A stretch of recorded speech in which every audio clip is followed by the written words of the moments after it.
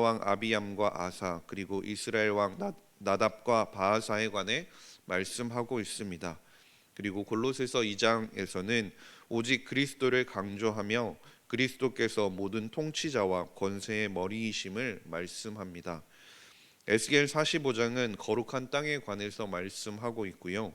시편 99편에서 101편까지의 말씀을 보면 참된 왕이신 하나님의 거룩과 공의를 노래하고 있습니다. 온 땅의 왕이신 하나님께서 정의와 공의로 세상을 다스리심을 말씀하고 있습니다. 오늘도 말씀 읽기를 통해 많은 은혜 받으시기 바랍니다. 에스겔에게 있어서 하나님에 대한 예배의 회복이라는 것은 크나큰 관심사였습니다. 왜냐하면 과거 선민들의 잘못된 모습, 잘못된 행동으로 인해서 가장 기본이 되어야 할 삶의 모습들이 무너져 있었기 때문입니다. 왕들의 악한 행동 그리고 종교 지도자들의 타락으로 인해서 하나님께 드리는 예배조차도 온전하게 드려지지 않고 있었습니다. 그리고 그 모습은 포로기에서 돌아온 후에도 변하지 않고 있었는데요. 에스겔은 그 모습을 보면서 여전히 이스라엘 공동체가 완전하지 않다고 보았습니다. 사람들은 여전히 죄를 저지르고 있고 여전히 제사가 필요한 상황임에도 불구하고 그들에게 있어서 온전한 예배가 드려지지 않고 있었기 때문입니다. 에스겔에게 있어서 예배라는 것은 여호와 하나님과 그분의 백성 간의 지속적인 관계였습니다. 백성들은 제사 제도를 통해서 하나님께 나아갈 수 있게 되고 그들의 삶이 때마다 철마다 드려지는 예배를 통해서 하나님께 감사하고 그 가운데서 부어주시는 하나님의 그 은혜를 축제와 같은 기쁨으로 가득 찬 삶을 누리길 원했던 것입니다. 그러나 온전한 예배가 드려지지 않는 상황 가운데서는 그 어느 것 하나 제대로 되는 것이 없었습니다. 하나님의 심판 예언이 이스라엘 백성들에게는 종말을 예언하는 것으로 들린 것과 마찬가지로 말이죠. 우리가 요한복음 4장 24절의 말씀을 너무나 잘 알고 있지 않습니까? 예배하는 자의 모습이 어떠해야 하는지요. 하나님은 영이시니 예배하는 자가 영과 진리로 예배할지니라. 하나님 앞에 나아가는 데 있어서 우리의 온 마음을 다하여 예배하는 그 모습이 우리에게 있어야 한다라고 말씀하시는 거죠.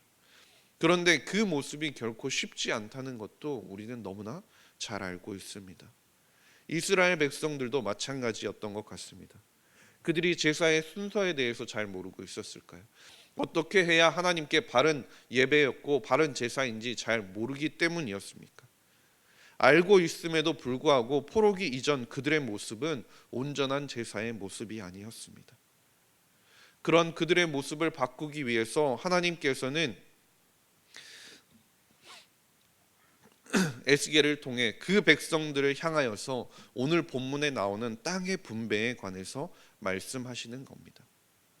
땅의 분배에 관해서 하나님께서는 에스겔을 통해 말씀하시면서 이스라엘 백성들에게 하시고자 하는 말은 결국에는 성전을 중심으로 다시 하나님의 나라가 회복되어질 것을 보여주고 계시는 겁니다.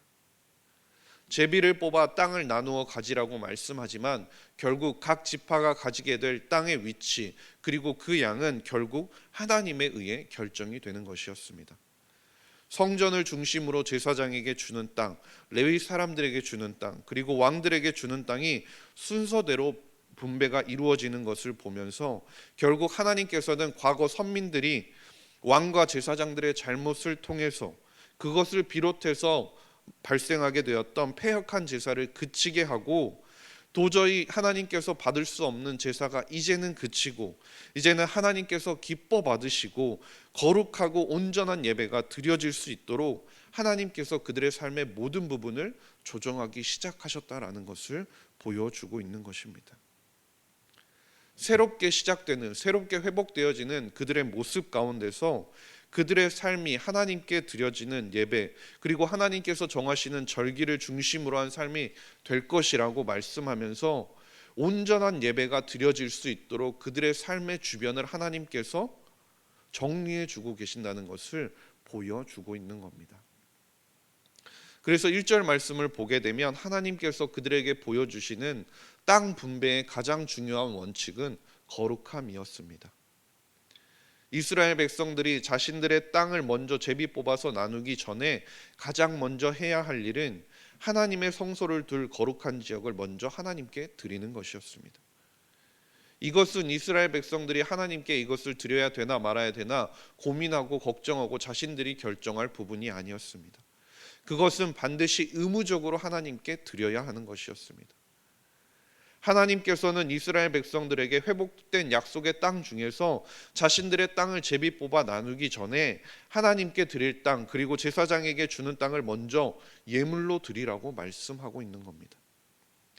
이것은 민수기 18장 12절과 15절 말씀에서 나오듯이 짐승의 첫 새끼나 곡식의 첫 소산물을 하나님께 드림으로써 우리가 그 모든 소산물이 하나님으로부터 나온 것임을 인정하는 모습과 같은 것입니다.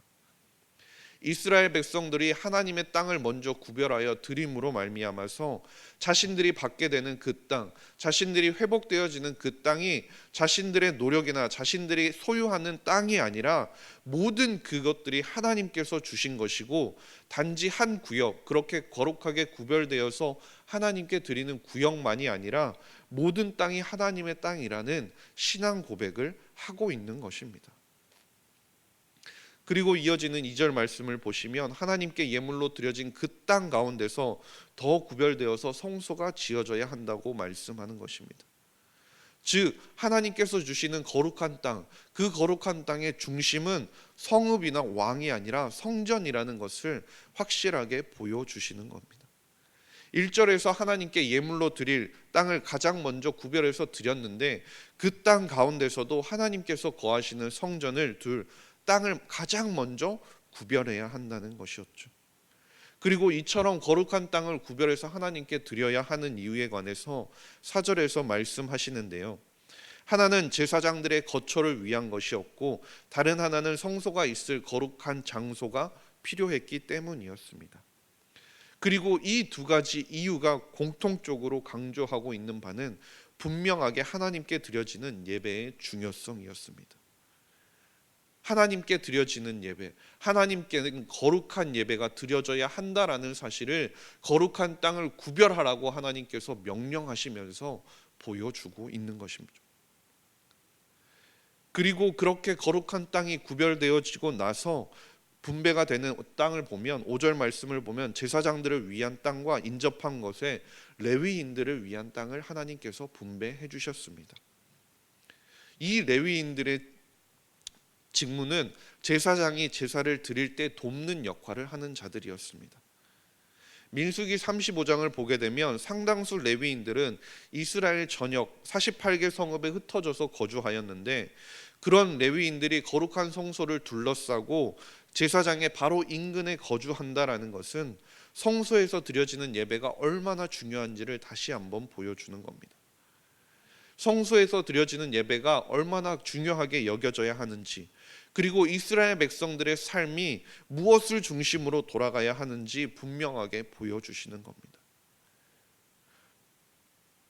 레위인들을 이스라엘 백성, 제사장들과 인접한 곳에 레위인들을 거주하게 하시면서 또다시 한번 이스라엘 백성들의 삶이 성소 중심의 삶이 되어야 한다는 것을 분명하게 말씀하고 계시는 것이죠. 또한 이어지는 땅 분배를 보게 되면 6절 말씀에 땅을 구별하여 성읍의 기지를 삼으라라고 말씀하시는데요. 이스라엘 각 지파에게 별도 지파별로 각 땅이 주어지는데, 그것에 앞서서 하나님께서 성전에 있는 거룩한 땅과 인접한 곳에 공동 소유의 땅을 구별하라고 말씀하십니다. 이것은 포로기 이전 이스라엘에게는 전혀 없던 모습인데요. 제사장에게 주어진 거룩한 땅 주변에 이스라엘 모든 족속, 그들의 공동 소유의 땅을 주심으로 인해서 이스라엘 백성들의 삶이 지파별로 자신들별로 구별되어지는 것이 아니라 그들의 언약, 그들의 중심은 하나님의 통치를 중심으로 하는 성전 공동체라는 사실을 다시 한번 강조하고 있는 것입니다. 그리고 마지막으로 이어지는 것이 왕에게 주어질 땅에 관해서 7절 말씀에 말씀하는 겁니다. 일반적인 순서로 우리가 생각해 보면 왕에게 주어질 땅이 가장 먼저 구별되고 가장 좋은 땅이 되어야 할 것 같습니다. 그러나 오늘 말씀을 보면 제사장에게 주어질 땅, 그리고 레위인, 그리고 레위인을 지나서 이스라엘 공동체에게 하나님께서 소유하게 하시는 땅, 그 땅 분배까지가 끝나고 나서 왕에게 주어질 땅에 관해서 말씀하시고 있는 것입니다. 즉 하나님께서는 이것을 통해서 왕이 백성들 위에 군림하는 자가 아니라 그들을 섬기고 하나님께로 인도하는 역할을 해야 한다라는 것을 보여주고 있습니다. 이스라엘 백성들이 땅을 잃게 된 주요한 원인이 무엇이었습니까? 바로 왕들이었습니다. 하나님보다 외교적인 힘을 의지하고 바벨론에 항복하라는 예언자들의 말에 순종하지 않는 모습을 그들은 보여줬습니다. 애국과 같은 외세를 의지하는 모습을 보여준 왕들 때문에 이스라엘 백성들이 땅을 잃게 되었다는 겁니다. 오직 하나님만을 섬겨야 할 성전 가운데 우상을 두고 섬김으로써 백성들에게 본이 되지 못하는 모습을 보여준 것이 바로 그 왕들이었기 때문입니다. 그렇기 때문에 하나님께서는 지금 땅을 분배하시면서 왕의 땅을 가장 외곽에, 가장 바깥에 위치시키심으로 말미암아 하나님께서 회복시키실 새 나라는 왕이 중심이 되어서는 안 된다라는 사실을 분명하게 보여주고 있습니다. 왕은 하나님께서 다스리는 나라, 하나님의 백성을 보호하고 지키는 역할을 해야 한다라는 것을 보여주는 겁니다. 그것을 위해서 하나님께서는 왕에게도 기업을 주시겠다고 8절에 말씀하시는 겁니다. 왕이 할 역할이라는 것은 이스라엘 백성들 위에 군림하면서 그들을 착취하고 그들의 고통을 주는 역할이 아니라 하나님께서 회복시킬 땅 가운데 질서가 무너지지 않고 그 질서를 유지하고 율법에 정한 대로 예물들이 하나님께 온전히 드려질 수 있도록 돕는 역할을 해야 한다라는 것을 분명하게 말씀하고 있는 것이죠. 주 안에서 사랑하는 석관중앙교회 성도님 여러분, 오늘 말씀을 통해서 에스겔은 우리가 흔하게 아는 세상의 법칙과 하늘의 질서는 분명 다르다는 사실을 다시 한 번 더 보여주고 있습니다. 하나님께서 새롭게 회복시키실 이스라엘 백성들에게 있어서 그 어떤 것보다 성전이 가장 거룩함을 말하고 있을 뿐만이 아니라 성전을 중심으로 그 거룩함이 확장되어져 가야 함을 우리에게 보여주고 있습니다. 그것을 통해 예배를 준비하는 것이 왕과 백성들 모두에게 주요한 관심사가 되어야 함을 보여주고 모든 것은 성전을 중심으로 움직이게 되어야 한다고 알려주고 계시는 겁니다. 에스겔이 관심을 가지고 있었던 이스라엘과 하나님의 언약 관계를 강화시키는 데 도움되는 수단이 바로 율법에 있어서는 제사 제도였다라는 겁니다.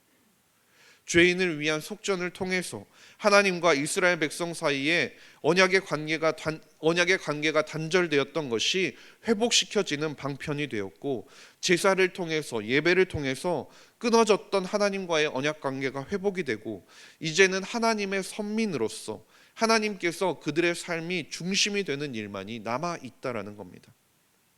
하나님의 말씀에 불순종하던 삶, 하나님을 밀어내고 우상을 쫓으며 살아갔던 그 삶, 이방인과 같았던 삶에서 이제는 벗어나서 하나님께서 다시 회복시켜 주셨으니 새롭게 회복될 이스라엘은 철저하게 하나님 중심의 삶을 살아야 한다라고 하나님께서 말씀하여 주시는 것입니다. 그것이 하나님께서 그들을 다시 회복시켜 주신 이유이기도 하는 것입니다.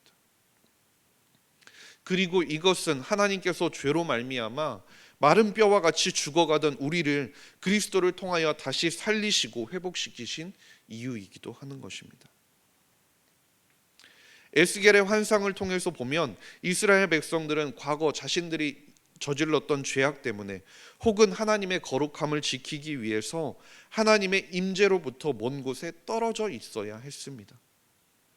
그러나 예수님께서 우리를 위하여 대신하여 속죄 제물이 되어 주셨고 우리를 구속하기 위하여 속전이 되어 주셨고 그것을 위해 율법이 요구하는 바를 온전히 지켜 주셨습니다. 우리가 하나님 아버지 앞에 나아갈 수 있도록 화목 제물이 되어 주셨다라는 사실입니다. 그러므로 이제 우리는 그리스도의 피로 온전히 덮였고 지성소까지 나아갈 수 있는 힘을 얻게 되었습니다. 그래서 히브리서 10장 19절 말씀에 그러므로 형제들아 우리가 예수의 피를 힘입어 성소에 들어갈 담력을 얻었나니라고 말씀하는 겁니다. 그것뿐만이 아닙니다. 오염되고 버려지고 죽음이 가득한 버려져 마땅한 땅과 같은 우리를 예수 그리스도를 통해 성전 삼아 주셨다라는 겁니다. 고린도전서 3장 16절 말씀에 너희는 너희가 하나님의 성전인 것과 하나님의 성령이 너희 안에 계시는 것을 알지 못하느냐라고 말입니다. 우리의 마음의 중심을 하나님의 거룩한 임재가 있는 가장 거룩한 성전을 삼아 주신 것입니다. 그렇기 때문에 우리에게는 더 이상 거룩하신 하나님과의 사이를 중지하고 우리를 대신하여 예배를 행할 어떤 제사장도 필요하지 않게 된 것입니다. 우리의 모든 필요를 완벽하게 충족시키신 대제사장이신 예수 그리스도께서 계시기 때문입니다. 에스겔과 구약 성도들이 그렇게 고대하던 것이 이제 그리스도 안에서 완벽하게 이루어져 있다는 것입니다. 그렇기 때문에 우리가 여전히 가지고 있는 죄악과 더러움에 대한 인식이 우리에게 남아 있다면 우리가 누리는 이 특권을 통해 하나님께 예배와 경배로 나아갈 수 있다는 것이 얼마나 큰 축복이고 얼마나 큰 축복인지 감사하지 않을 수 없게 되는 것입니다. 매일 매번 우리가 나아가는 그 예배 가운데 감사가 넘쳐나고 그렇게 감사로 드려지는 예배 가운데 하나님께서 부어주시는 축제와 같은 기쁨이 우리 가운데 가득 찰 수 있기를 간절히 소망합니다. 하나님께서 거룩하게 구별하여 주셔서 성전 삼아 주신 우리가 예배뿐만이 아니라 우리의 삶의 모든 것이 하나님 중심의 삶으로 변화되어져서 사랑과 선행과 예수님을 닮아가는 거룩한 삶을 통해 세상 가운데 그 거룩함을 퍼져나가게 할 수 있는 저와 모든 성도님들이 될 수 있기를 주님의 이름으로 간절히 소망합니다. 기도하겠습니다. 하나님 아버지 감사합니다. 오늘도 말씀을 통해 우리를 성전 삼아 주신 그 은혜가 얼마나 크고 놀라운 것인지 다시 한번 깨닫게 하시니 감사합니다. 우리를 성전 삼아 주시고 세상과 구별하여 주셨사오니 우리의 마음 중심뿐만이 아니라 우리의 삶 가운데 말과 행동도 구별되어지게 하시고 하나님의 거룩함을 닮아갈 수 있도록 도와주시옵소서. 예배의 자리로 우리가 나아올 때마다 하나님께 감사함으로 나아오게 하시고 주님께서 주시는 은혜와 기쁨과 찬양이 넘치는 우리의 모습이 되게 하여 주시옵소서. 감사드리며 모든 말씀 우리 구주 예수 그리스도의 이름으로 기도드렸습니다. 아멘.